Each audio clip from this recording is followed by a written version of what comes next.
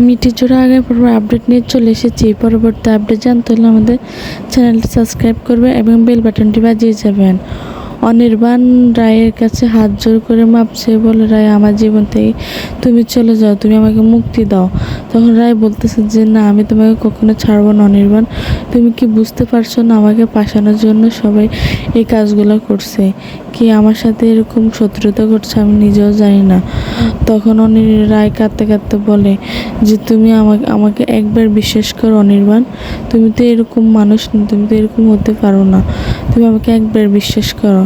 তখন রায় অনির্বাণকে জড়িয়ে ধরে কাঁদতে কাঁদতে বলে, তখন অনির্বাণ রায় হাত ধরে ছেড়ে বলে, রায়, তুমি আমাকে ছেড়ে চলে যাও, আমাকে মুক্তি দাও, আমি একটু বাঁচতে চাই।